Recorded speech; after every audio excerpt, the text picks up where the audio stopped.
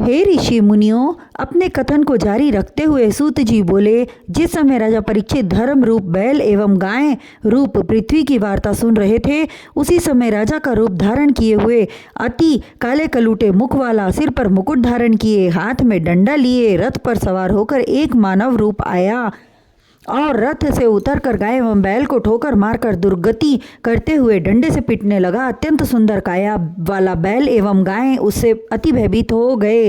डर के कारण बैल ने मलमूत्र त्यागना आरंभ कर दिया एवं थर थर कांपती हुई गाय रंभाने लगी। वह कामधेनु समान गाय पीड़ा से त्रस्त होकर आंखों से आंसू बहाने लगी। महाराज परीक्षित को उस दुष्ट प्रकृति वाले राजा पर अत्यंत क्रोध आया। अतः अपने रथ पर आरूढ़ सवार होकर घन गर्जना करते हुए बोले, अरे दुष्ट, पापी, नीच, नराधम, आतताई, तू कौन है जो इतनी बुरी तरह इन निरीह जीवों को पीट रहा है? तू किस देश का राजा है जो शूद्रों जैसा कर्म कर रहा है? इन निरपराध पशुओं को प्रताड़ित करते हुए तुझे लज्जा नहीं आती? तूने महान अपराध का कार्य किया है, इसलिए अपने दादा श्री अर्जुन के गांडीव से आज मैं तेरा वध करूंगा। तेरा वध ही उचित दंड होगा। राजा परीक्षित के वचन सुनकर कलयुग भय से कांपने लगा। तब राजा परीक्षित बैल से संबोधित होकर बोले, हे वृषभ, बैल तुम 4 पैरों वाले थे, तुम्हारे 3 पैर कैसे टूट गए? तुम्हें एक पैर से चलने में अत्यंत दुख उठाना पड़ रहा होगा। किस तरह चल पाते हो? सत्य सत्य कहो, तुम बैल हो अथवा कोई देवता? अब तुम निडर होकर अपनी व्यथा का वर्णन करो। राजा परीक्षित के वचनों को सुनकर बैल की आंखों से आंसू बहने लगे। पुनः राजा परीक्षित बोले, हे बैल, मैं दुष्टों को दंड देने वाला धर्मराज युधिष्ठिर के कुल में जन्म लेने वाला उनका पौत्र राजा परीक्षित हूँ। दुष्ट प्रकृति वाले मनुष्यों को मैं दंड देता हूँ। और हे गौ माता, तुम भी मत रो। पुनः बैल की तरफ घूमकर बोले, किस दुष्ट ने पांडवों की पवित्र एवं धर्मयुक्त कीर्ति में कलंक लगाया है? हमारे राज्य में सिंह, शेर एवं बकरी एक साथ एक ही घाट पर पानी पीते हैं। जिसने तुम्हारे 3 पैर तोड़ दिए हैं, तुम उसका नाम लो, मैं उसके हाथ को काटकर उसके तन से अलग कर दूंगा, चाहे देवता ही क्यों न हो। तब धर्मरूपी बैल मनुष्यवाणी में बोला, हे पांडव कुल के महाराज, आपने अति पवित्र कुल में जन्म लिया है। हे राजा, हम नहीं जानते कि संसार में प्राणियों को दुख प्रदान करने वाला कौन पापी है।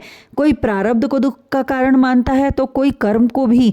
कुछ लोग दुख का कारण मानते हैं, कुछ लोग ईश्वर को दोष देते हैं। अब आप ही निश्चित कीजिए कि मेरे दुख का क्या कारण है।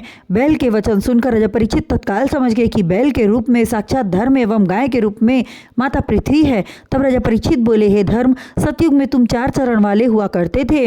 उन 4 चरणों को सत्य, दया, पवित्रता एवं तप के रूप में जाना जाता है।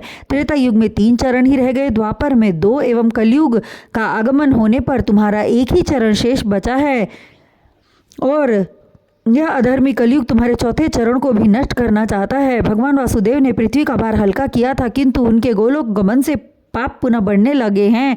इतना कहकर राजा परीक्षित ने म्यान से अपनी तेज धार वाली तलवार बाहर निकाल लिया और पाप रूपी काले कलूटे कलयुग को मारने दौड़े। यह देख कलयुग ने सोचा कि इस धर्मात्मा राजा के हाथ से मेरे प्राण नहीं बचेंगे। अतः कातर होकर राजा परीक्षित के चरणों में गिर पड़ा और गिड़गिड़ाते हुए बोला, हे राजन, मैं आपकी शरण में हूँ। यह देख राजा का क्रोध कम हो गया। शरणागत की रक्षा करना उनका धर्म बन गया। अतः बोले, हे अधर्म रूपी कलयुग, तुझे मेरे राज्य में कदम नहीं रखना चाहिए। तेरे रहने से मेरे राज्य में पाप, झूठ, चोरी, छल कपट एवं भ्रष्टाचार बढ़ेगा। इसलिए तू तुरंत मेरे राज्य की सीमा से बाहर निकल जा। मेरे राज्य में साधु, संत एवं धर्मात्माओं का निवास है। तेरे जैसे अधर्मियों के लिए कोई स्थान नहीं है। राजा परीक्षित के कठोर वचन सुनकर कलयुग घोर असमंजस्य में पड़ गया। फिर कुछ पल चुप रहने के पश्चात सिर झुकाकर निवेदन करता हुआ बोला, हे पृथ्वीनाथ, समस्त पृथ्वी पर आपका राज्य स्थापित है, अतः आप ही मुझे कोई उचित स्थान बताएं। कलयुग के वचनों को सुनकर राजा परीक्षित बोले, हे कलयुग, तेरे लिए मैं 4 स्थान निर्धारित करता हूँ, मद्यपान, द्यूद, जुआ, हिंसा एवं परस्त्री गमन। यह सुनकर कलयुग अति विचलित होने लगा और बोला कि हे क्षमाशील एवं धर्मात्मा राजा, उपरोक्त 4 स्थान मेरे लिए अपर्याप्त हैं। मेरा निर्वाह हो पाना बहुत कठिन है। तब राजा परीक्षित ने उसे 1 स्थान और प्रदान किया। यह कहते हुए कलयुग को वचन सुनाए कि हे कलयुग, तेरी दीनता पर तरस खाकर मैं तुझे 5वें तत्व के रूप में स्वर्ण सोना प्रदान करता हूँ। तू सुवर्ण में निवास कर सकता है। ये 5 स्थान प्राप्त करने के लिए विविध प्रकार से अनुनय किया था। कलयुग में अन्यथा ये स्थान भी उसे प्राप्त न होते। वह विनय पूर्वक राजा परीक्षित से बोला, हे राजन, मैं अधर्मी अवश्य हूँ, किंतु मेरे भीतर एक महान गुण भी है। सतयुग में 10,000 वर्ष कठिन तप करने से मोक्ष प्राप्त होता था। त्रेता युग में 1000 वर्ष, द्वापर में 100 वर्ष तक तप करने पर मोक्ष गति मिलती थी, किंतु मेरे काल में क्षण मात्र में ही मनुष्य को मोक्ष गति मिल जाएगी। किंतु क्षण मात्र का ही हरि पूजन समय पूर्ण श्रद्धा भक्ति एवं मन की चंचलता को स्थिर रखकर किया जाए। सूत जी बोले, हे कथा श्रवण करने वाले ऋषियों, यही कारण था कि राजा परीक्षित ने उसे स्वर्ण में निवास करने का अधिकार प्रदान किया। उसी समय वह राजा परीक्षित के स्वर्ण मुकुट में प्रवेश कर गया। अतः हे ऋषि जन, मनुष्यों को चाहिए कि जिन 5 तत्वों में कलयुग का वास है उससे दूर रहें, तभी सद्गति होगी।